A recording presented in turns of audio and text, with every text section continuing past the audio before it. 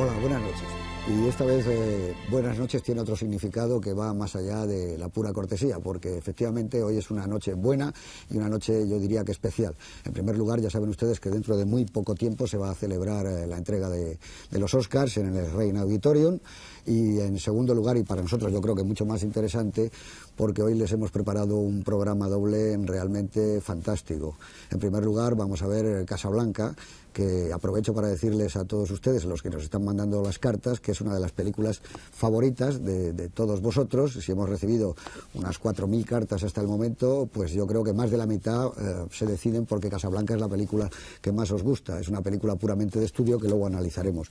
Y en segundo lugar, porque hoy vamos a dar paso, como les habíamos dicho ya en el programa primero, a una obra del periodo mudo. Es El maquinista de la General, donde si ustedes, algunos de ustedes todavía no la han visto, que es difícil, yo me comprometo a que van a vivir una aventura pegada a la pantalla del televisor como muy pocas veces van a tener oportunidad de seguir, porque creo que van a descubrir no solo un genio como Buster Keaton, sino una película que hoy día sería irrealizable. Y además de eso, como en los viejos programas dobles de antaño que ponían nodo e imágenes, hoy les vamos a dar también un documental. De este documental yo no puedo hablar mucho porque es un documental que he hecho precisamente yo, se llama Casablanca Revisitada y es una especie de, ¿por qué no decirlo?, de plegaria o de oración que yo he hecho para una de las películas favoritas de mi vida. Entonces vamos a verla y luego ya mantendremos un coloquio que espero que sea muy apasionante y sobre todo lleno de amor por el cine. Y ya sin más les voy a dejar a ustedes con la película que se llama Casablanca Revisitada, que puede ser una introducción a esta joya del cine que es Casablanca y que me parece que va más allá también de la pura mitología.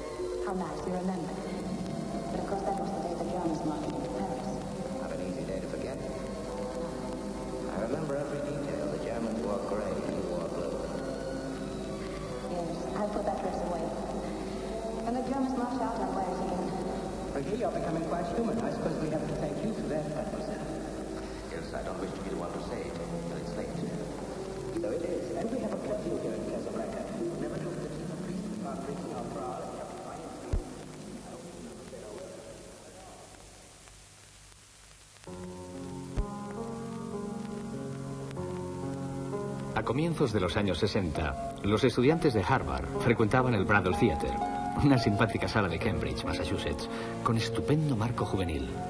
Bromas durante las proyecciones, chicle, brazo de chico sobre hombro de chica, exhibición de los primeros paquetes de cigarrillos, libros de literatura o física, apuntes a ciclostil de teoría económica, el Fedón de Platón y un single de Neil Sedaka en las manos.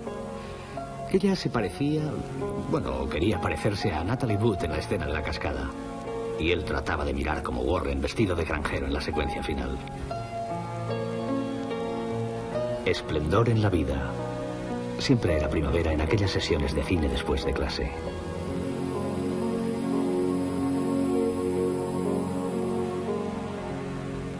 La noche en que aquellos centenares de estudiantes vieron por primera vez Casablanca, una noche sin fecha, nació la sensibilidad de un tiempo nuevo. Las películas ya no iban a leerse de la misma manera, y eso mismo iba a ocurrir con otras formas de arte. Casablanca era la ética en acción, la deontología en pie de guerra, el rostro de la lealtad y la entereza.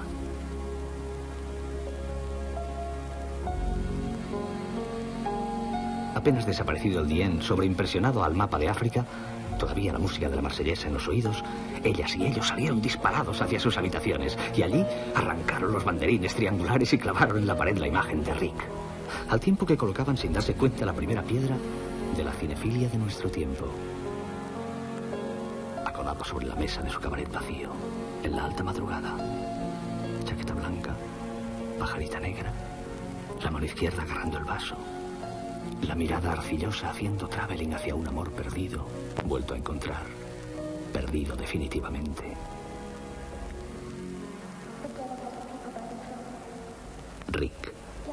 Rick Blaine, siempre con las decisiones tomadas. Una de esas personas capaces de ir hasta el final. Producía vértigo contemplar a Rick en blanco y negro, pues aunque fuese de forma borrosa, se sabía que allí, en él, con él había alguna clase de esperanza. Rick Blaine, propietario del Café American. No era un joven, era un tipo adulto, pero un adulto que pensaba como si fuera joven. Despreciaba la hipocresía, rechazaba cualquier pacto de arriba. Era el guardián entre el centeno hecho hombre, algo batido y abatido, con una emocionante tristeza, con una bien visible costra resguardándole de su no menos bien ganada decepción ante la condición humana. Rick Blaine es el auténtico amigo americano. El neoyorquino extranjero esté donde esté. El que oculta ideales destrozados. El que sepulta amores perdidos.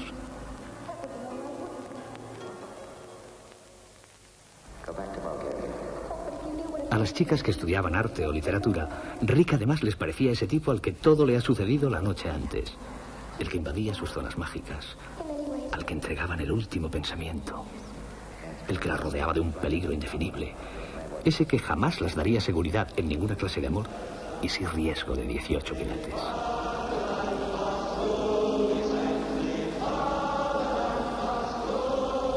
Cuando llegaron las primeras vacaciones, las lumbreras de Harvard comentaron el asunto Casablanca con la familia durante la cena. Entonces, hijo, teníamos películas de verdad. Películas hechas con sentimientos, honradas. Pero Casablanca fue algo especial. Estábamos en guerra. La emoción entonces te domina más fácilmente.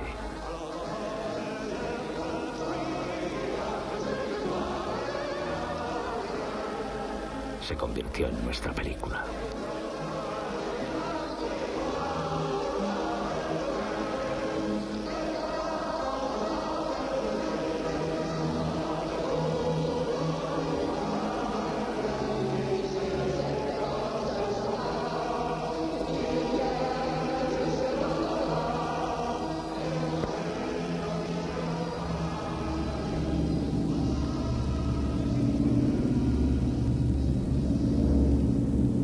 Y David Brewster III y Benjamin Brackett II se quedaban pensativos y susurrando bajito.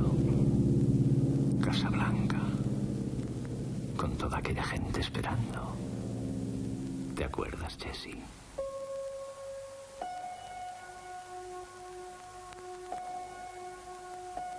Claro que se acordaba. Jessie, Debbie, Lizzie y Jennifer, todas se acordaban. Y cuando la chica lista de Harvard que quería ser escritora llegó por Navidad, una noche en la cocina, habló a solas con su madre de la película ante un vaso de leche.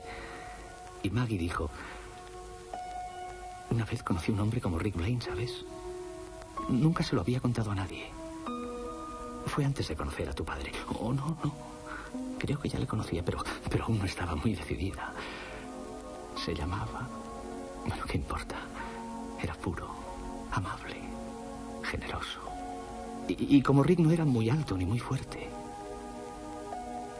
pero algo en él te hacía saber que era íntegro, sólido. Le podías hablar de cualquier tema y sobre todo me comprendía siempre. Desapareció. Sin tiempo que pudiera descubrir si habría sido como todos, si gritaba durante el desayuno o porque tardaba mucho en el baño por las mañanas, sin saber si hubiéramos discutido por las hipotecas o por el coche que deberíamos comprar. Para mí, lo grande de Casablanca es eso, que es una historia de amor que no termina por sí misma y que no ha sufrido el contagio con la rutina. Su final es feliz porque es consolador para millones de mujeres que nunca viviremos las grandes historias. Y Rick es... bueno, Rick es la idea que del hombre tenemos las mujeres.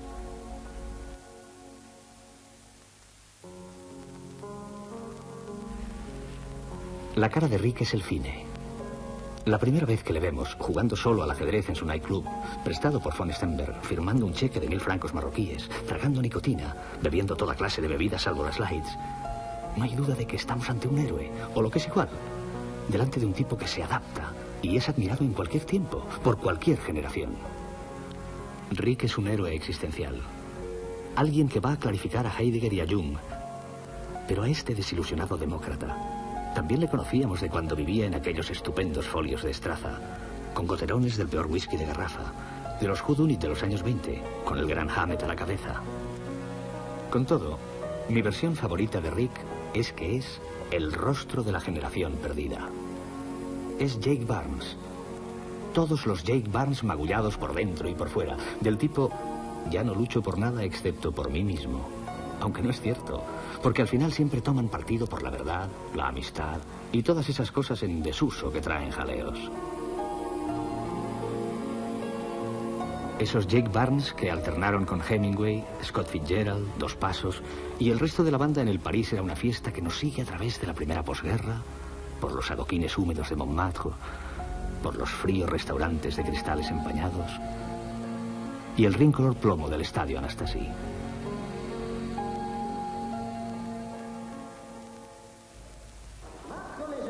Casablanca está inspirada en una obra de teatro escrita por Joan Allison y Murray Burnett, titulada Todo el mundo acude a Riggs, y que nunca llegó a estrenarse.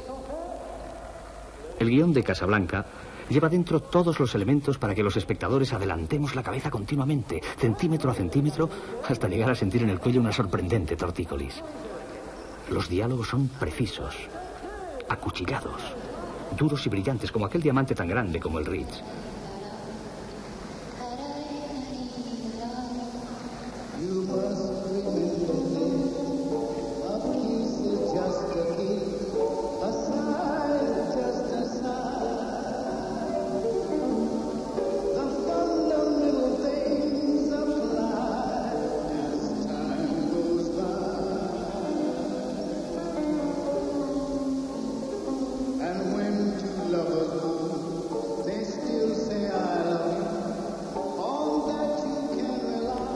Un buen guión siempre posee la temperatura de una caricia lenta.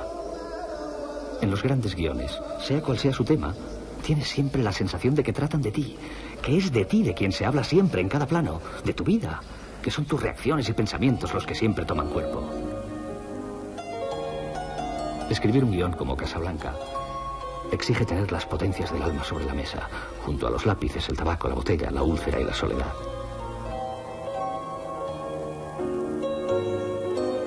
Casablanca además fue escrita a presión, con el talento de los hermanos Epstein y de Howard Koch, sujeto a la famosa tensión estilo Hollywood.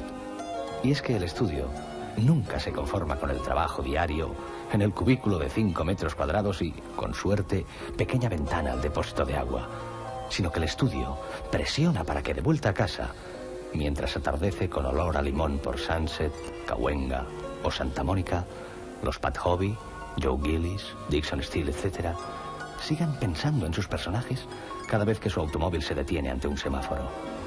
La presión del estudio consiste en que siempre tienes que estar robándole a la vida.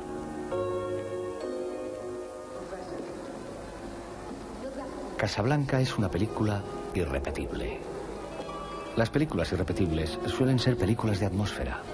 El tiempo no las afecta. Y cuentan además con la presencia invisible del espíritu creador del momento, que les echa una mano tras otra. La obra maestra de las películas irrepetibles, y posiblemente de las películas de culto, es Casablanca.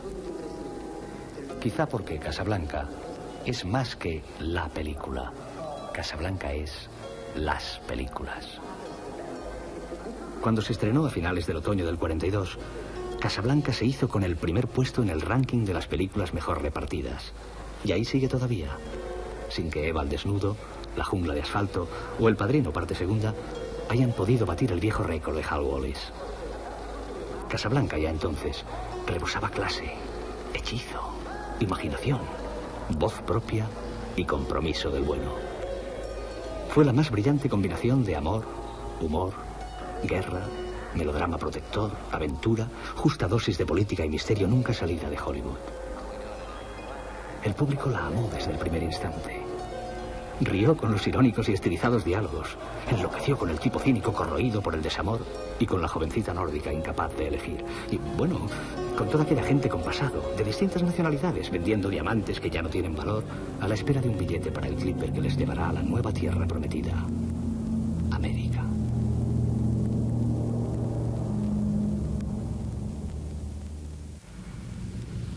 Desde lo que el viento se llevó, jamás habían sido tan confortables las butacas.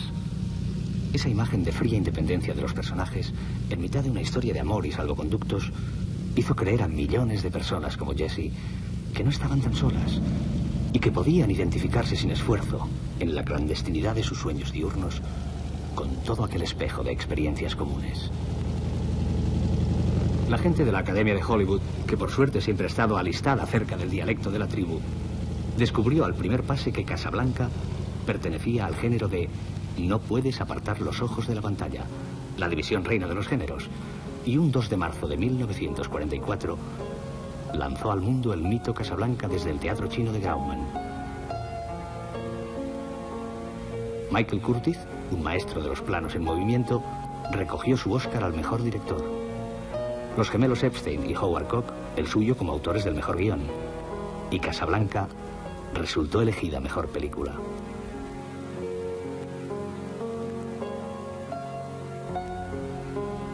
Y es que Casablanca estaba 50, 100 años por delante de su tiempo. Más aún, la despedida con sombreros envuelta en niebla salvó el amor, el mejor amor, el del cuerpo y el del alma, para siempre.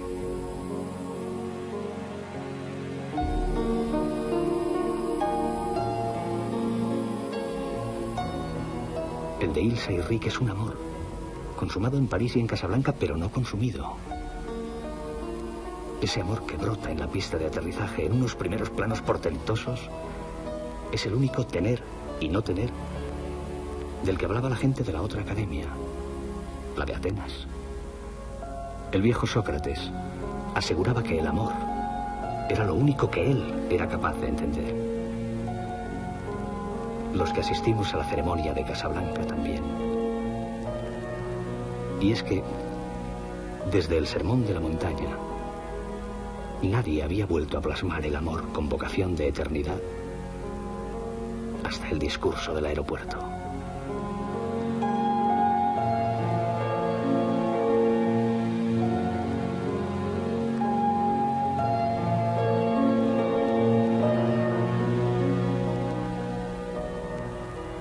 Que Dios os bendiga a los que hicisteis esta película cuando todavía el cine no había perdido su inocencia.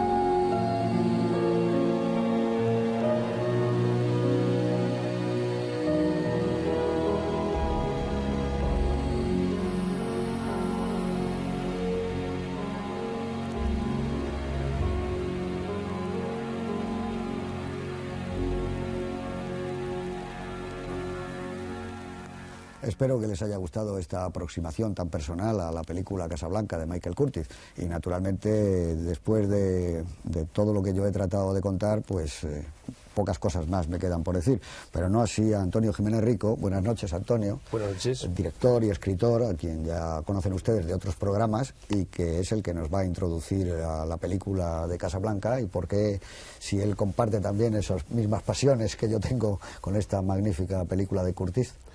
Sí, por supuesto. A mí es una película que me gusta especialmente. Lo que pasa es que lo que me resulta casi imposible es ya decir algo, porque yo creo que sobre Casablanca está dicho todo, se ha escrito muchísimo, y hasta nuestros espectadores, la mayoría de ellos, estoy seguro que la habrán visto. 2 o 3 o 4 veces. Y la habrán visto muchas veces. Yo por eso empezaría dando un consejo, que es aquel que la haya visto, que la vuelva a ver. En primer lugar, una película no se ha visto nunca una sola vez. Cada vez que se ve una película de nuevo, se descubren cosas nuevas, se perciben nuevos matices, y a mí me parece un gravísimo error el decir, no, esta película ya la he visto. Las películas, como los cuadros, como las músicas, no se ven una sola vez, hay que verlas muchas veces. Y yo además de este consejo de que la vuelvan a ver, yo les daría un consejo muy particular o una recomendación muy particular. Y es que la vean junto a alguien, si es posible, que no la haya visto.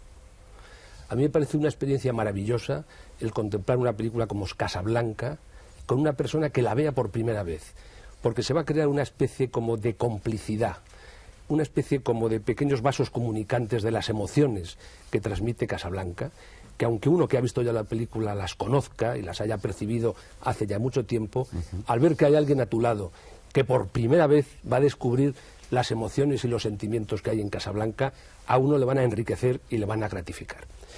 Y yo diría, que para terminar, porque yo creo que lo mejor es que veamos la película, yo diría que a mí Casablanca me parece que es una película hermosa, que tiene una fórmula que ha dado un resultado en la historia del cine prodigioso, que es la fórmula de una historia individual, una historia personal, una historia de personajes, con un fondo colectivo, político, histórico, que de alguna forma condiciona las relaciones de esos personajes, porque Casablanca en el fondo es una historia de amor y de amistad.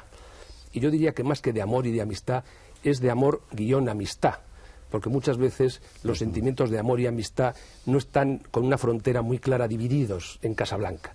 Hay muchos casos en que no se sabe en qué momento se traspasa la frontera del amor por la de la amistad y la de la amistad por amor. Y luego yo diría que es la gran película de la ambigüedad, que a mí me parece que es uno de los grandes atractivos. Y me gustaría terminar con una anécdota personal, pero que me divierte mucho, que hace muchos años, muchos no, pero hace unos cuantos, volví a ver Casablanca en televisión con un niño muy pequeño, que era concretamente mi hijo, que tenía 7 años, y yo recuerdo que cuando empezó Casablanca, yo le sugerí que se fuera a dormir, porque pensaba que esa película a él no le iba a decir nada, era un chaval tan pequeño, 7 u 8 años, que no iba a decir nada. Sin embargo, él se empeñó en quedarse y dije, bueno, te quedas y cuando te aburras, te marchas o te duermes. Empezó la película, se proyectó la película completa, y al terminar la película descubrí que mi hijo estaba despierto, no se había aburrido nada y estaba interesado. Y le pregunté, ¿qué te ha parecido la película? Y me dijo, es una película que no acabo de entender, porque yo no sé nunca muy bien cuándo los personajes dicen verdad y cuándo dicen mentira. Y yo creo que había dado con la clave de la película. Está muy bien, muy bien, muy bien. Vamos a ver lo que piensa tu hijo, si la ve esta noche. Espero que la a vea. ver si sigue diciendo lo mismo. Juan Tebas, buenas noches. Buenas noches. ¿Algún aviso antes de que empiece la película para la gente? Aviso para la gente. Hombre, pues insistiendo en lo que ha dicho Antonio, que estoy absolutamente de acuerdo con él, como Casablanca es una película que ya ha trascendido de sí misma, se ha convertido en un fetiche, casi en un objeto, en libros como ese. Es un cuadro en la noche en la casa. No, porque se ha convertido ya en ceniceros, en corbatas, en no sé qué, pues un poco se ha perdido la perspectiva de lo que es la película, fuera de estos fetiches. Entonces, hacer el esfuerzo de verla como si fuera la primera vez, como incluso no solo verla con alguien que no la ha visto, sino jugar un poco a aquellos que la han visto a verla como si no lo hubiéramos visto. Nosotros es una experiencia francamente interesante porque se descubrirá Casablanca y no la leyenda de Casablanca, que la ha ayudado pero también la ha ocultado un poco. Buenas noches, Juan Miguel Lamet. Hola, buenas noches. ¿Y alguna cosa que se te ocurra antes de que empiece la película a ti para la No, gente que la va a ver? yo solamente me dirigiría a los románticos empedernidos para que sacaran el reclinatorio.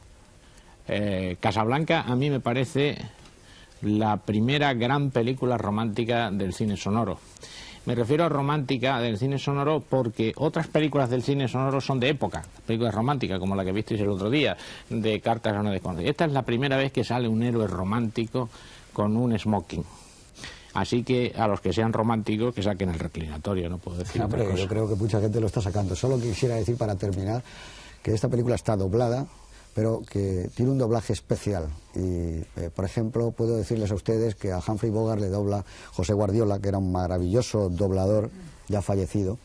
Después de haber estado trabajando en doblaje casi 40 años, cuando fue a doblar Casablanca, a la persona que doblaba a Ingrid Bergman, la actriz María Masip, le dijo, no te lo vas a creer, vamos a hacer el primer take de la película, pero mira cómo tengo las manos. Tenía las manos llenas de sudor y las manos frías. Estaba absolutamente preocupado por cómo podría hacer ese doblaje. Tanto Guardiola como María Masip, como Rafael de Penagos, que dobla a Carlos Reins, como en realidad todos, se merecen el que ustedes lo sepan, porque es uno de los mejores doblajes que se ha hecho en la industria con una película. Y ya sin más, ante ustedes Casablanca.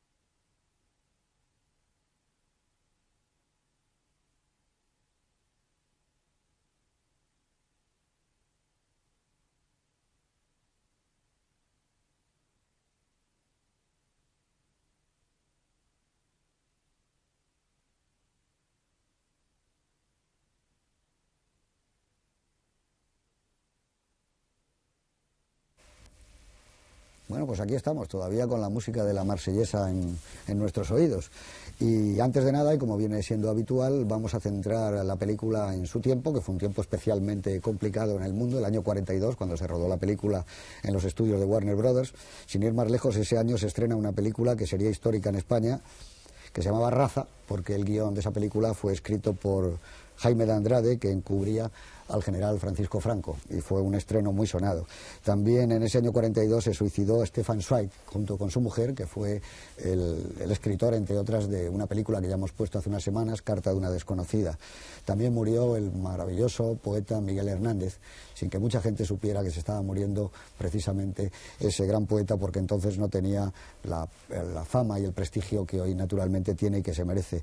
También murió una auténtica leyenda del ajedrez, que fue Capablanca, quizá uno de los más grandes y brillantes jugadores, que ha dado pie a infinidad de artículos, uno de ellos de Cabrera Infante hace un par de años, que era una verdadera joya. Muere también Robert Musil, y bueno, pues es el desembarco de Guadalcanal y en realidad pues el apogeo de la Guerra Mundial, que se está viviendo exactamente mientras se está rodando esta película, que para los demócratas desilusionados supuso un enorme acicate en aquella pelea que tenían. Y cualquiera de vosotros puede empezar a charlar sobre la película. Pues venga, pues cualquiera, yo ya he dicho... Pues yo enlazando con lo que se decía antes de empezar la proyección, con esto del romanticismo que decía Juan Miguel Lamet, que es absolutamente cierto. Yo no sé si es la primera gran película romántica del sonoro, pero casi seguro que si no es la primera se le acerca mucho.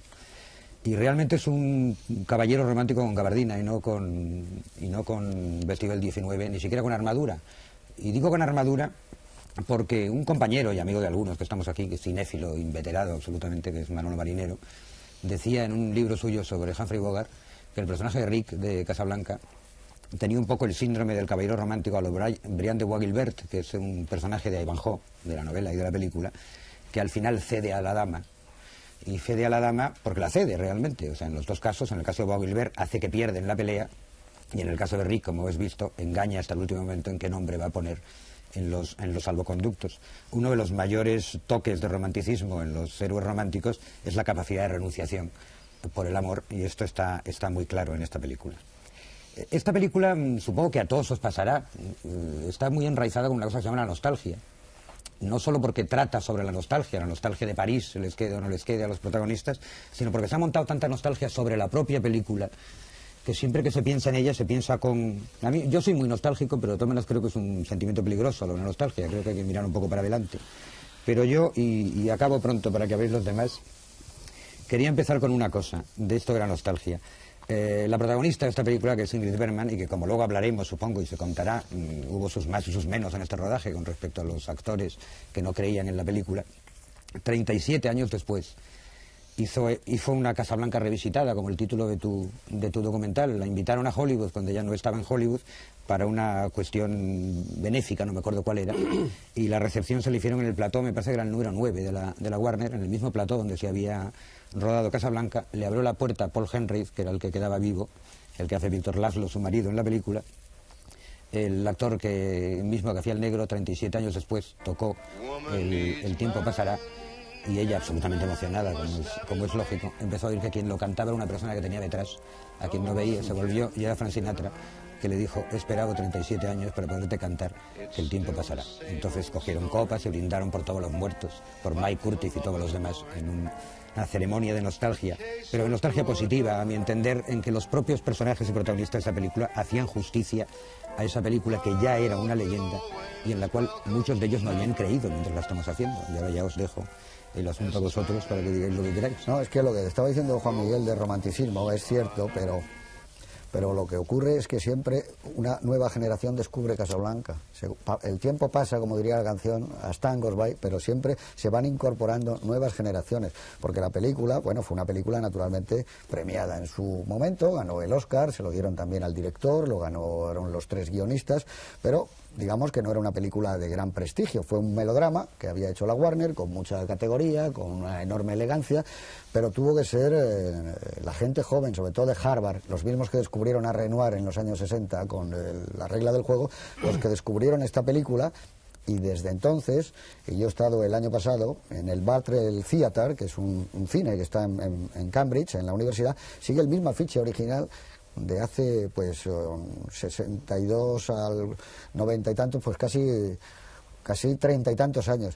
Lo curioso es que la gente joven siempre en un momento de su vida apuesta por Casablanca, apuesta por las buenas causas, apuesta por el personaje de Rick, que es ese tipo que además de estar en el género de la caballería romántica, yo creo que es un poco también el prototipo de la generación perdida americana, el extranjero neoyorquino, esté donde esté, ese desarraigo, ese tipo compasado al que todo le ha ocurrido la noche antes, eso es algo tan romántico, tan moderno, porque los diálogos de Casablanca son como de Samuel Beckett. Me parece que le dicen a él, ¿cuál es su profesión? Y él dice, borracho. Ese es un diálogo de ahora, pero de ahora mismo. Entonces creo que tiene algo incandescente que se va renovando y que yo ya creo que eso va más allá de Bogart, de Ingrid Bergman, del trabajo de Michael Curtiz, de la propia película, y creo que es el tiempo. Es el tiempo el que modifica continuamente esa película y la va acoplando a cada año que va pasando. Yo es que creo que afortunadamente siempre hay una nueva generación de románticos. El romanticismo va por oleadas y cuando se nace romántico, evidentemente. ¿Quién que es no es romántico? Claro. Decían, digo yo muy pedantemente. Entonces, cuando se tiene una edad determinada, se tiene unos sentimientos de adolescencia determinados y encima se es un romántico y se descubre Casablanca, evidentemente es un impacto muy fuerte. Pero yo quería hacer hincapié en otra cosa porque me parece interesante ir cambiando. A mí me parece Casablanca una obra maestra del cine de encargo. Normalmente, vosotros lo sabéis mejor, y yo durante mi época de productor también lo tuve que vivir, los directores no están muy convencidos en hacer eso que se llama el cine de encargo, el cine para comer, el cine alimenticio. Y Casablanca es una reunión de genios para hacer una película de encargo. Todos ellos están haciendo un trabajo profesional, simplemente profesional. Los guionistas están haciendo, y sin embargo consiguen lo que para mí es el acierto mayor de Casablanca. A mí me parece que son los diálogos más brillantes que yo he oído en muchísimos años. Cuando, por ejemplo, a poner algún ejemplo que... Muy altos en colesterol, ¿eh? Muy altos en colesterol son, Sí. son esos diálogos. He ido anotando algunos simplemente durante la proyección. Cuando le dice Ugarte, le dice a Humphrey Me Bogart, desprecias, ¿verdad, Peter Rick? Lorre, Humphrey Bogart, Si me llegara a pensar en desprecias, ti, ¿verdad, Rick? probablemente sí. Y dice, si llegara a pensar en ti, probablemente sí. Son de una brillantez las respuestas, y es a través de los diálogos cómo se va formando el carácter de los personajes. No a través de sus acciones, sino a través, solo al final de la película es cuando los personajes tienen acciones. Pero hasta ese momento, hasta el último tercio, es a través de los diálogos. Y esos dos... Y a través de los diálogos, como decía Antonio antes, y ahora te dejo, porque te he pillado, a través de los diálogos en que están mintiéndose sobre sí mismos, los personajes, porque Rick se pasa toda la película diciendo que que él no se juega el cuello por nadie, Yo no me realmente juego lo que el hace es cuello por jugárselo por alguien, porque el personaje de Claude Rains, que al final de la película, cuando tira la botella de agua de Vichy a la papelera y se marcha, iniciando esa gran amistad, estaba haciéndose pasar por un cínico y luego no es tal. Y luego los diálogos que decía Juan Miguel es apasionante, el juego de intentar apuntarlos, porque yo renuncié, o sea, yo intenté apuntar y lo digo, ¿pero qué? Si es que tendría que apuntarlos todos. Es toda la película. Absolutamente todos. Yo también he apuntado unos cuantos, pero no los voy a leer, porque es que siempre pensaré que faltan muchísimos, porque hay cantidad, o sea, hay cantidad, y tú seguro que tienes más apuntados de los que has dicho. Sí, claro. sí, yo tengo aquí otro precioso que dice, vine a Casablanca a tomar las aguas, y dice, ¿qué agua? Las del desierto, y que bueno, me informaron mal. Es Una preciosidad. No, yo lo que quería continuar un poco sobre lo de la película de encargo, que es muy cierto, para que yo reconozco que en eso soy un poco de excepción. A mí normalmente lo que me gusta mucho, para que no existen, por lo menos en la industria española, es muy difícil que se den películas de encargo, es decir, que un productor concibe un proyecto, encarga un guión, tiene tal, y de repente llega un momento y elige a un director para que se lo haga. Eso que ocurre algunas veces en esta casa, y yo que he trabajado para esta casa, resulta que es muy gratificante hacer cosas de encargo. Normalmente en la industria del cine, en las películas, no sé por qué razón, casi siempre parten del director, con lo cual ya no son tan encargo. Pero es que esta película, Casablanca, no solo es una película de encargo, sino que yo diría que es la negación de la película de autor. Porque yo creo que es una película en que el azar ha hecho muchísimo por ella. Yo creo que esta película, como habéis dicho todos, fue una película de estudio, en algún momento incluso con alguna intencionalidad claramente política, en que a Estados Unidos le convenía hacer una película que se marcaba claramente cuál era su posición, en contra del aislacionismo, quizás a favor de una cierta intervención. Lo de la botella de Vichy es uno de los miles de símbolos que hay en la película, muy claro de lo que significa. Que llamaron a una serie de actores, pues evidentemente estaban en plantilla, estupendos, pero que estaban en plantilla, claro. Que ninguno de ellos creía en la película, como ya se ha dicho los aquí. guionistas eran de plantilla también, ¿no? Que incluso Humphrey Bogart e Ingrid Bergman no se podían ver, incluso tenían antipatías personales. Es decir, que fue una película de encargo, pero en el peor sentido de la palabra encargo. Todos hacían esa película pues porque había que hacerla. Por otro lado, tampoco debía de creer mucho en la película de estudio, cuando el guión es un guión que se estaba constantemente improvisando, no se sabía cómo iba a acabar, no tenía ni idea de cómo iba a terminar. Hay miles de anécdotas sobre la película, pero según parece es rigurosamente cierto que Ingrid Bergman tenía una obsesión durante el rodaje de la película, que era saber con quién se iba a quedar ella al final de la película, si al final se quedaba con Bogart o se quedaba con el otro. No se sabía. E incluso le preguntaba a Curtis, ¿yo a quién quiero de los dos? Y que el otro le decía, tú pon cara de nada, cosa que Ingrid Bergman es una actriz genial para poner cara de nada. Sí, pero con un pie en cada sitio. Pero exacto, pero tú tienes que darte cuenta que al final a lo mejor resulta que te quedas con el uno o con el otro. Entonces, hay un momento que eso que tú estás diciendo está en la película. Se dice en la película. Cuando él dice que toquen la marsellesa, Paul Henry, su marido Víctor Laszlo, entonces hay un plano que le miran a Bogart y Bogart asiente para que se toque. Los planos de ella mirando a Víctor Laszlo son de una mujer enamorada. Enamorada, absolutamente. Sí, porque en ese momento no se sabía y entonces le dijeron, bueno, pues puede ser que al final el amor que tú tienes es por tu marido. Esos son planos... Pero además te voy a decir un detalle de ese plano concretamente que a mí siempre me ha sorprendido cuando he visto la película. Efectivamente, son unos primerísimos planos maravillosos de Ingrid Bergman que no canta. O sea, ella en toda esa euforia, digamos, democrática y política de la marsellesa, ella está mirando a su marido, al que ama y admira al mismo tiempo, pero ella no canta. Por alguna razón le han dicho, tú no cantas.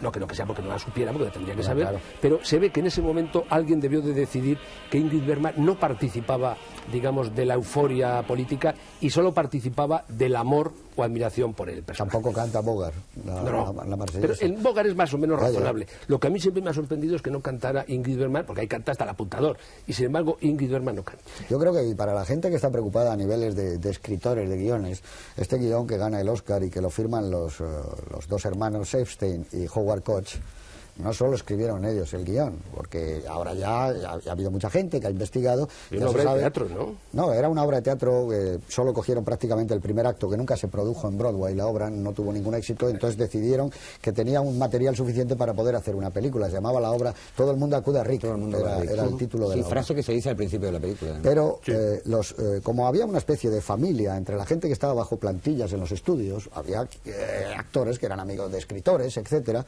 El caso concreto de Víctor Laszlo, de Paul Henry, él decía, mi personaje es espantoso.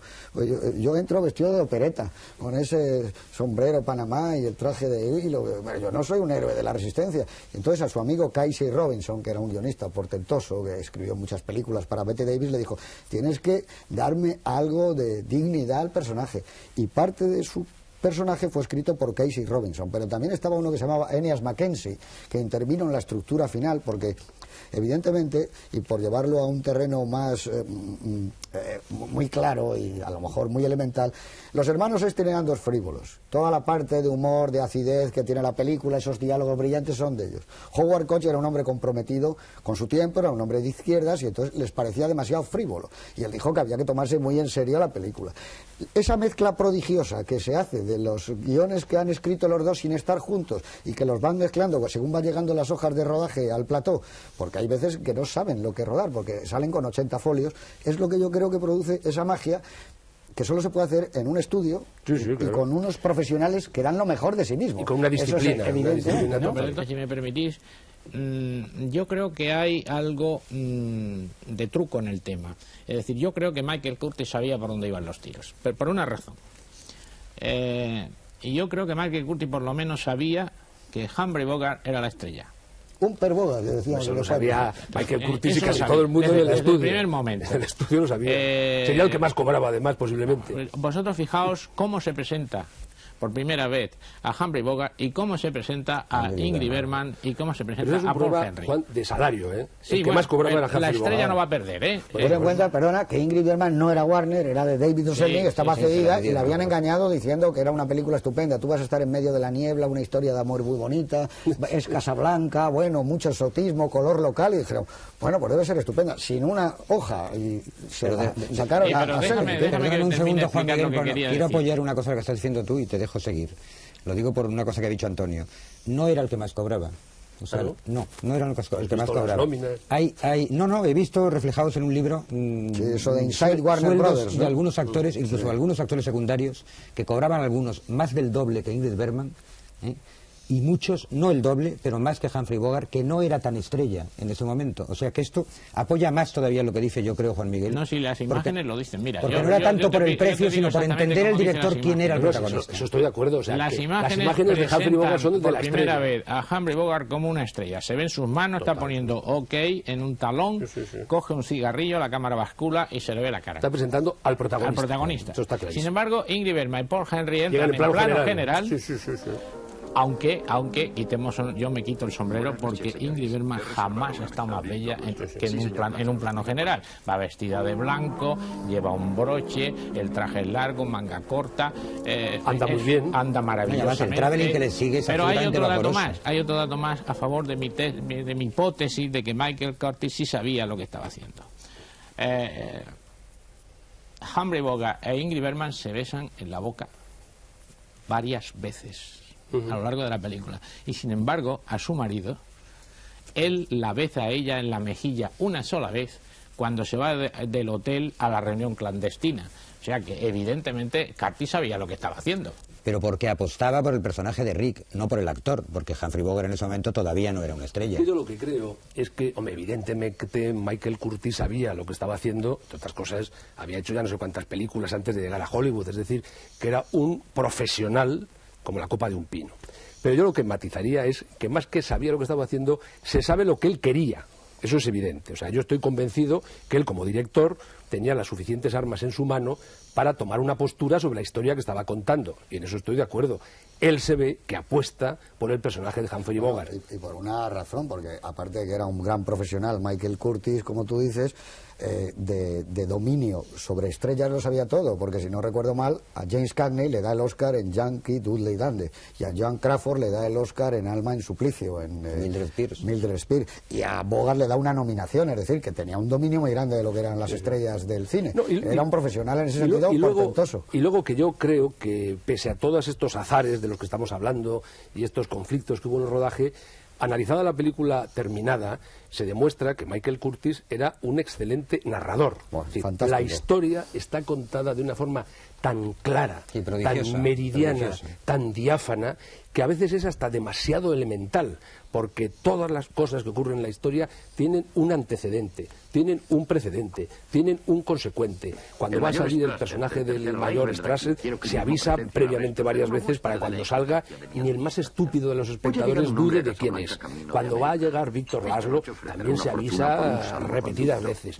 El centro de la historia final de la película, él hace una pequeña anécdota anterior con la chica joven búlgara para que todo el mundo sabe lo que es capaz de hacer una mujer enamorada por el hombre al que ama. Es decir, en ese sentido, cuando yo hablo de ambigüedad, que evidentemente yo creo que es una película muy ambigua, yo hablo de ambigüedad por las emociones. Yo creo que es una película ambigua en las emociones y en los sentimientos, y quizás precisamente por esa razón de que muchas veces no sabían exactamente a qué carta quedarse. Pero narrativamente no me parece una película ambigua, me parece yo lo que quisiera solo es romper una lanza por Michael Curtis, que durante mucho tiempo se ha dicho que era un artesano, y bueno, a mí me parece que es el hombre que ha hecho Robin de los Bosques, que es una obra maestra del cine, es el hombre que ha hecho El Lobo del Mar, que es otra verdadera maravilla, es decir, que era un director prodigioso, que cuando le coge Hal Wallis para que haga esta película, sabe perfectamente que es un hombre que va a entender muy bien eso, porque es un hombre que viene del exilio también, que sabe muy bien lo que son esas colas de personas buscando pasaportes, salvoconductos, que todo ese mundo lo dominaba muy bien, y luego era un maestro de los planos en movimiento, porque rodaba prodigiosamente. Es su mejor película, de todas maneras. No, pero claro, es que no somos su mejor película, es una de las... Yo diría una cosa, y a lo mejor para abrir otro debate. Si se perdieran todas las películas en la historia del cine y quedara solo Casablanca, Yo creo que con Casablanca se sabría perfectamente lo que es el cine, porque no solo es la película, son las películas. O sea, es algo más que una película, son todas las películas unidas. Es decir, que tú dices, por ejemplo, que había apuntado yo aquí, una película de culto, dices Casablanca. Una película irrepetible, que es otro género de las irrepetibles, que son películas de atmósfera, como El tercer hombre, El ladrón de bicicletas, Casablanca. Una película comercial, Casablanca. Una película que le puede gustar a los críticos y que le puede gustar al público, Casablanca. Es decir, quizá porque se ha unido en el destino, que es una película probablemente de las mejor repartidas. El reparto es prodigioso en cada uno de los elementos que tiene la película. Los secundarios, Marcel Dalio, el croupier... Yo querría hablar de los secundarios. Ha dicho 22, que sí. Creo que somos varios los que queremos hablar. Sacal, cómo está, maravilloso. Es decir, que tiene todo, es esa cosa que es un milagro. La película se ha producido por una serie de hechos pero muy difíciles de poder computar, que dirían ahora, sino que todo se ha reunido en esa película y ha vibrado. Estabais hablando de que Ingrid Bergman estaba muy guapa. Bueno, es que yo tengo la sensación de que solo en esa película yo he visto a Ingrid Bergman como si estuviera iluminada por dentro, como si tuviera bombillas dentro de la piel, la piel de ella. Los ojos. Bogart jamás, es que decir, a partir de ahí Bogart se hace una estrella y arrastra ese personaje en todas las películas que va haciendo. El hombre con pasado, el hombre sentimental, pero cínico. Entonces, claro, el toque maestro de Curtiz ha sido prodigioso. Pero hizo bromas, o hicieron los guionistas, en la propia película hay un momento en que hablan Ingrid Bergman y Humphrey Bogart, que él le pregunta a ella, ¿y esta historia cómo va a acabar? Hablando de la de ellos. Ingrid Bergman, te lo diré cuando acabe. Aún no sé qué. Me parece que están hablando del guión de la película. Y él dice, puedes irtelo inventando mientras ocurre, que realmente es lo que hacía mientras lo escribía. No, eso no creo que sea una broma privada. Yo creo que es uno de los diálogos más cínicos y más hermosos. Ya, pero que conociendo la historia del rodaje de la película, es curioso, porque parece como una broma. No sé si lo sería o no lo sería. Hay una cosa que ha dicho José Luis, quisiera insistir en ello. Sobre Ingrid Bergman y la belleza de Ingrid Bergman y la luz interior. Yo creo que jamás he visto a Ingrid Bergman más bella que en esta película. Jamás la he visto más bella que cuando lleva los dos sombreros que saca en la película, uno blanco y otro gris al final. Ingrid Bergman tenía, cuando hizo esta película, 28 años y Humphrey Bogart 44. Es una diferencia un tanto de Tao. A mí me parece que el fotógrafo Edelson, que había hecho Frankenstein, que había hecho El hombre invisible, la retrató esplendorosa. Y yo creo que eso es una de las claves de la película, lo hermosa que está Ingrid Bergman en ella. Y por otro lado hay algo que yo no sé, vosotros estáis más enterados de esto, yo no sé si esto se utilizó en la publicidad, pero insisto en el romanticismo de la película, y la publicidad podría haber ido de la misma manera que se dijo La Garbo habla, se podía haber dicho de esta película Humphrey Bogart llora. Yo nunca había visto a Humphrey Bogart llorar y en esta película llora. Al final, cuando ella sale y queda destrozado por la primera visita y su propio cinismo, se tapa la cara y después cae. Es un momento realmente esplendoroso de la película. Pensar que Humphrey Bogart, el duro por antonomasia, puede llorar. ¿Qué más romanticismo se puede pedir a una película? Pero tampoco se le ha visto sonreír, porque sonreía a veces en un tipo de comedia como La Reina de África, pero en el flashback de París, cuando van en ese plano de estudio con el coche hecho en decorado naturalmente, con transparencias, él está relajado. Cuando están bailando aquel plano que sale de la bola, que me parece que lo que bailan es perfidia. Sí. Yo nunca le he visto tan enamorado, dando la sensación de tan enamorado. No solo sonríe en esos momentos de euforia sentimental, sonríe no con cinismo, sino con un relajamiento también total en algunas escenas con Claude Rains, que es cuando olvida determinados agobios y comparte esa complicidad con Claude Rains mucho antes de que se declaren como amigos. Al final, y sonríe mucho más que con la frente, porque hay quien decía que Humphrey Bogart sonreía con la frente, no, sonría con toda la boca. Ya sabéis que muchos críticos disparatados, ya por los años 70, dieron una lectura homosexual de Casablanca, que era un disparate, hablando de que Rick y Renault, al fin solos bajo la niebla, empezaba una gran amistad, sobre pero todo basado en que Claude Rains dice una frase también absolutamente que no tiene por qué interpretarse así. En otro momento de la película, cuando ella le pregunta a Ingrid Bergman, ¿y cómo es Rick? Dice, un hombre del que yo me enamoraría si fuera mujer. No, yo eso lo que decía yo al principio es que creo que esta película es donde las fronteras entre la amistad y el amor están más confusas. Incluso en la relación que puede haber entre Claude Rains y Humphrey Bogart y la de Humphrey Bogart con Sam. Es Es decir, son dos grandes amistades, pero de tal fidelidad y de tal lealtad que yo no sé ya qué diferencia hay entre esa amistad o un amor, pero yo no veo ningún contenido homosexual. El amor de Sam hacia el señor Rick es evidente. Digo el amor en el mejor sentido de la palabra, sí, no en el sentido sexual. Por eso digo que es una y el relación... amor de Rick hacia Sam, a quien le acaricia el cuello al pasar un momento atravesando el bar. Y la amistad del prefecto de policía, de Clarence y de Humphrey Bogart, a mí me parece es con que el la que película más se entiende, se va... desde Y además el es curioso principio. porque son dos cinismos, Además es que Clarence era el actor mejor para hacer un cínico, porque con el rostro expresaba todo el cinismo. A mí me sorprende siempre de Clarence que, siendo un actor con esa capacidad expresiva en el rostro para dotar a sus personajes de un enorme cinismo, creo que su primera película hacía de hombre invisible. Sí, una de las primeras. Es que no se le veía la cara. Solo al final se le Que veía. es curiosamente Yo quiero luego lo más aprovechar para atractivo de él. romper una lanza por los secundarios de esta película. Me parece un casting absolutamente prodigioso. O sea, aquí está, como ha citado José Luis hace poco, Marcel Dalio, que es el croupier, que era uno de los actores preferidos de Renoir en La regla del juego y en La gran ilusión. Está Greenstreet, el villano gordo este que hace Ferrari, que era imprescindible en esa época en cualquier película de suspense y policíaca. Está nada menos que Peter Lorre, que fue Emmy, y fue una de las dos versiones de Las manos de Orlac. Incluso hizo Raskolnikov en Crimen y Castigo. Está ese Z. Sakal, que hace el personaje del Fantástico, del... no me acuerdo cómo se llama, Oscar o Hans. Sí, el camarero. Que es hay un momento cuando se sienta con aquellos dos. Cuando se sienta con aquellos dos que por fin van a ir a América. Car, me parece, ¿no? No, creo que se llama algo de todo esto que hemos dicho. No me acuerdo cuál. Está Paul Henry, de Víctor Laszlo, que fue un actor excelente. Tenía de ser una estrella en La extraña pasajera, claro. Y además fue director. Y además hizo un personaje muy parecido en otra película. En los Cuatro jinetes del apocalipsis de Minelli, hace un líder de la resistencia que vuelve a aparecer en la vida de su mujer, habiendo desaparecido Ahí antes. está el mayor Strasser. Bueno, iba a decir, estaba dejando para el final a Conrad Veidt, que es el mayor Strasser, que era un actor prodigioso, que no era de plantilla, estaba cedido por la Metro. Y bueno, Conrad Veidt es el malísimo visir del Ladrón de Bagdad, que es un personaje... Y la primera, Las manos de Orlac, y en el Caligari. Y Caligari, está en el Y hablando Caligari. de cosas cultas, oye. Espera, y me falta uno, perdona, y ya lo dejo. Me falta, pases de erudiciones. me faltan dos, no sé el nombre, o sea, no voy a pasar de erudición. Bueno, vale, está bien. No, me pasa ese miembro de la Resistencia que dice que es noruego, que se llama Berger o algo así, que ha hecho cantidad de inmigrantes suecos en películas de John Ford. Y me falta Leonid Kinski, que es el camarero llamado Sacha, ese que le da un beso a Humphrey Bogart, que dice Humphrey Bogart, ruso loco, quítate.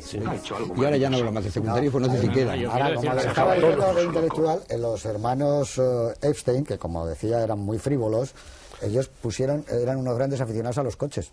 Y pusieron todos los personajes, los cambiaron en la segunda versión que hicieron del guión. Ferrari, Renault, que es como se llama, metieron marcas de coches para los personajes. Unos cachondos. Sí. ¿Qué ibas a decir? No, iba a decir, al hilo, como le ha dado la vena cinéfila, quería decir que si no nos ha llamado la atención, como me ha llamado a mí poderosamente, la influencia de Stenberg en esta película. Sí.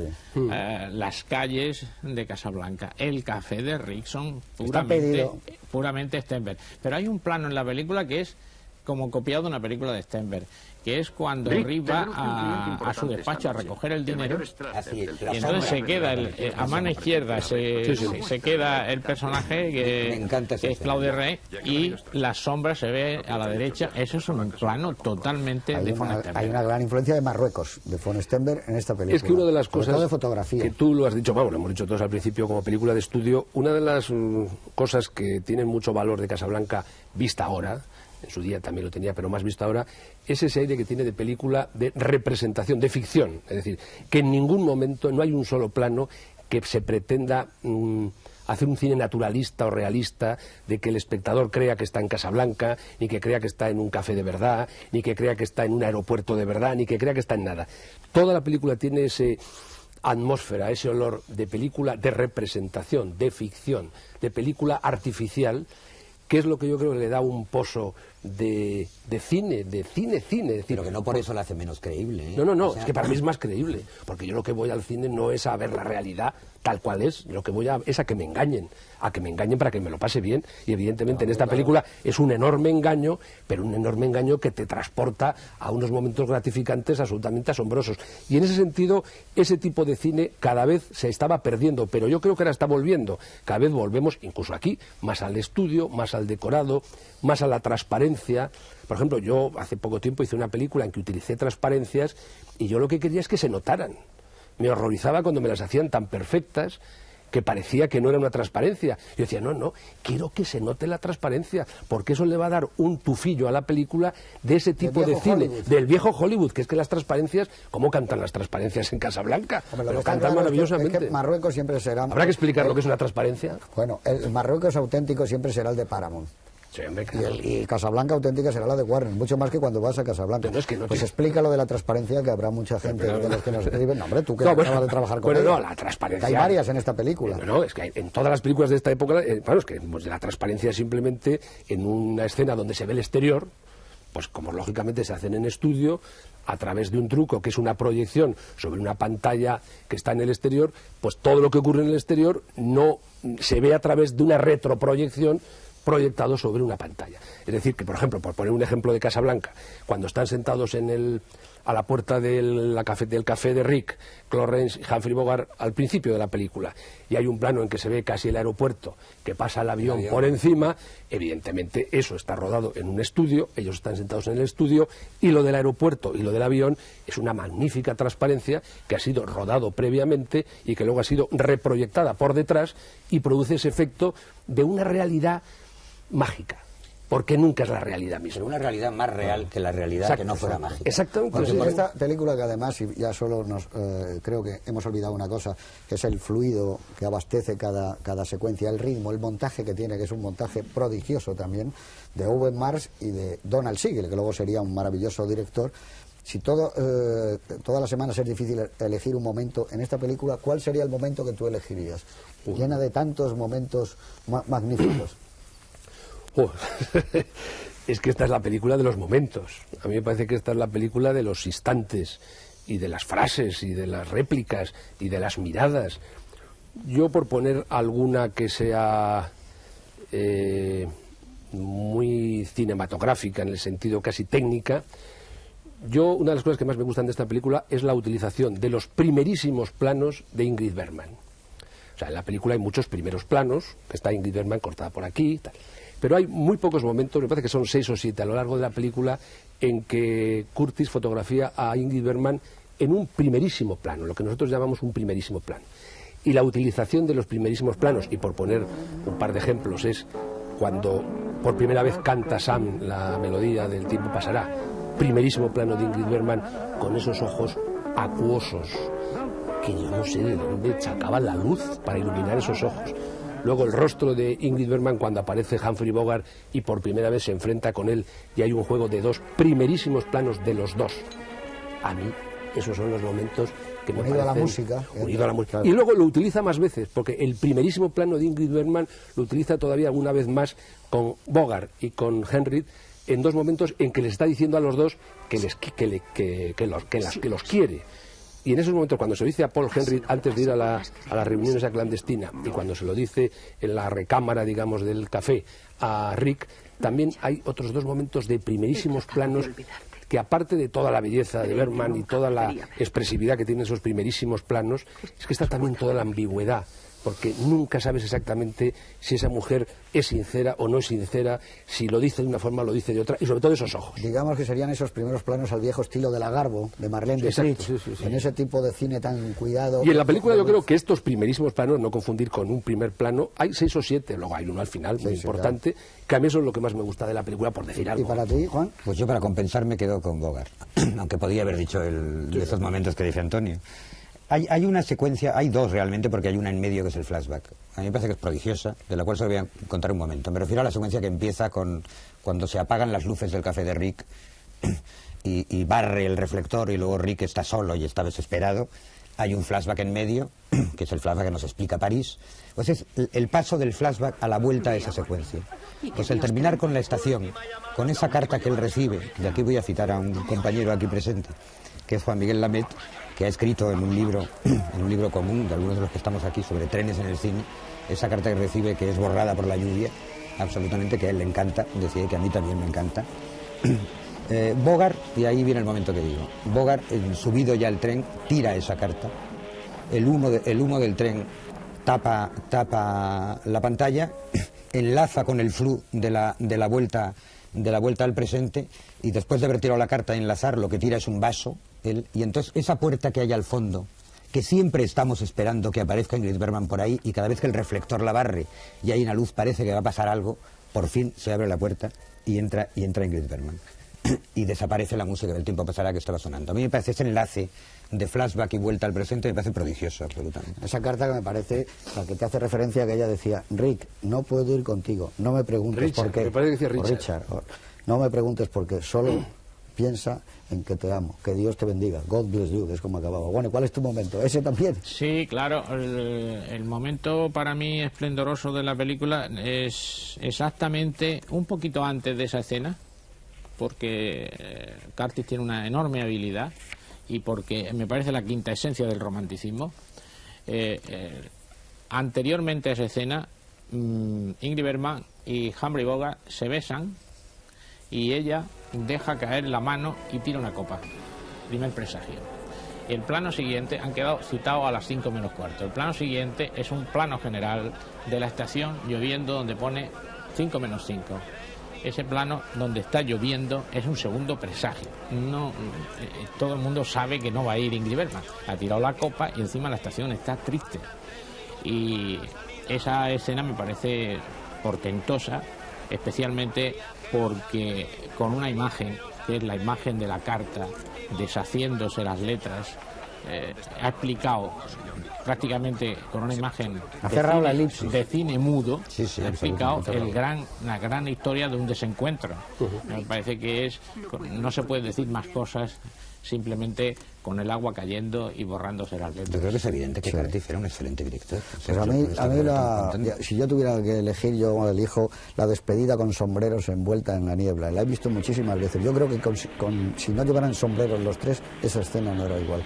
Que corresponde, por supuesto, a una época que la gente llevaba sombrero, pero la composición del encuadre, los primeros planos de ella y de él, y sobre todo cuando el avión oímos por sonido que el motor sube el sonido y pone marcha, entonces hay un plano de ella y del que miran, me parece que eso es uno de los momentos imperecederos en la historia del cine. Pero bueno, hablando de la historia del cine, ya saben también nuestras queridas personas que siguen mandándonos muchas cartas, y me han hecho una petición por parte de Televisión, por favor, que en vez de cartas que sean postales, porque tenemos un trabajo enorme. Aquí el otro día el señor Tebar tuvo que llevarse 400 a su casa y estamos tratando de computarlas, que como decía antes, este programa doble va a finalizar con una obra maestra del cine mudo, y yo diría que la gente no tenga miedo a que va a ser una película muda, porque creo que El maquinista de la General no es ni muda, ni sonora, ni nada, es una joya del cine. ¿Y qué os parece a vosotros para calentar a la gente unos minutos antes de que empiece esta obra prodigiosa de Buster Keaton? Yo, que la he repasado hace poco, además para un libro que estaba escribiendo, me parece una película divertidísima, espléndida, y que le va a gustar muchísimo a la gente, si es que hay alguien que no la haya visto, que seguro que sí. Yo quisiera contar solo una anécdota relacionada con la película para introducir en ella. En esta película, en que el protagonista tenía dos amores, su locomotora y su chica, de alguna manera era también ese protagonista el personaje de su director, porque Buster Keaton adoraba los trenes. En más películas de Buster Keaton hay trenes.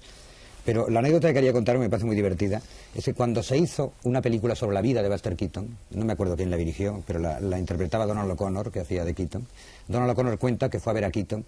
Keaton había pasado ya la etapa esa que estuvo olvidado, que bebió, que lo pasó muy mal, y estaba recuperándose su fama de alguna manera con reposiciones de sus películas y sobre todo con el dinero que le dio esta. Y entonces le dijo a su mujer, que había influido mucho en esta recuperación de Keaton, Eleanor Norris, dice: no sé, está en el garaje, no sé cómo te recibirá porque está dejando de fumar. Y entonces entró Donald O'Connor y le vio con un inmenso tren de juguete que daba vueltas por una vía inmensa en el garaje. Y dice: me han dicho que estás dejando de fumar. Y dice: sí. Dice: cuando pasaba un determinado vagón, ponía el pitillo en el vagón, daba la vuelta el pitillo hasta que llegaba otra vez a él, lo cogía, lo encendía y dejaba de fumar ese rato. Bueno, esto no deja de ser una anécdota, pero es mucho más divertido el tren del maquinista de la General que el de esta anécdota. ¿Y tú qué podrías añadir? Yo creo, bueno, aparte de que es una obra maestra, que indiscutiblemente el hecho de que sea muda es una pura anécdota, porque es una película que curiosamente tiene muy pocos letreros. Es una película que se entiende perfectísimamente, exclusivamente con la expresividad de las imágenes. No, yo quería recordar una cosa que me parece que es anecdótica, pero que es interesante. Efectivamente, Buster Keaton desapareció un poco de la circulación cuando llegó el sonoro, porque se le consideraba, o él se consideraba a sí mismo, que no era una forma en la que él se podía expresar con claridad. Estuvo olvidado durante mucho tiempo Y yo quiero reivindicar para Europa, concretamente para Francia y para la Cinemateca Francesa, su redescubrimiento. Sí, por Raymond Rohauer. Fue en el año 62 cuando en Francia se empezaron a pasar sus películas antiguas en la Filmoteca, en la Cinemateca, en el año 62. O sea, tampoco hace 1000 años empezó Buster Keaton a considerarse una figura. Le dieron unos últimos años felices de su vida. Y de ahí vino que sus últimos años, evidentemente, que fueron 5 o 6 años más. No sé si sabéis, perdona, se hizo muy famoso. No sé si sabéis que esto empezó, o sea, el que Raymond Rohauer en la Cinemateca Francesa pudiera proyectar las películas de Keaton, porque el que había heredado o había vuelto a alquilar el chalet en el que vivía Buster Keaton en su época gloriosa era James Mason. Y James Mason había encontrado en el desván, o en el sótano, o en la azotea, donde fuera, un montón de latas llenas de polvo y vamos, con peligro, porque entonces el material era altamente inflamable. Se las había dejado ahí Buster Keaton. Y salieron de ahí, y gracias a este descubrimiento, pues hubo gente interesada en que las volviera a ver la gente. ¿Algún aviso o consejo, sobre todo a la gente joven que va a ver a lo mejor por vez primera No, hoy? simplemente que no se acuesten. Intentar que no tengan recelo Claro. ante una cosa que se llama cine mudo. Y yo creo que el cine mudo es la esencia del cine, como todos vosotros La imagen sabéis, pura, ¿no? que creó un lenguaje y que no tiene nada que ver con el cine sonoro. Es un lenguaje con lo audiovisual completamente distinto. Es el nacimiento del audiovisual. Y por poner alguna comparación, yo diría que el cine mudo es como la música de cámara. Aquel que le gusta la música sinfónica, alguna vez le gusta oír una buena interpretación en música de cámara. El cine más puro, el cine por antonomasia, es evidentemente el cine mudo. Y si encima es una película de Buster Keaton y es tan divertida. Buster Keaton, además, en su época era, digamos, el competidor más directo de Charles Chaplin. La única diferencia que había es que uno es como, digamos, un intelectual, que es Chaplin, y el otro es un autodidacta, que es Buster Keaton. Y yo me quedo con Buster Keaton porque es mucho más simple, más sencillo, más elemental y en el fondo más divertido. Pues vamos a ver El maquinista de la General, y para amantes de sensaciones, ahora que has dicho tú lo de Chaplin, hay un momento en una película que se llama Candilejas, película a reivindicar, por supuesto, donde ellos dos, los Buster Keaton y Charles Chaplin, sentados en un camerino, producen una de las imágenes de mayor belleza que ha producido la cultura del siglo XX, a la altura de esa foto que hemos visto muchas veces de Einstein, etcétera. En cualquier caso, es la obra de un genio y probablemente su mejor película. Les dejamos con El maquinista de la General, que espero que les va a producir una enorme alegría.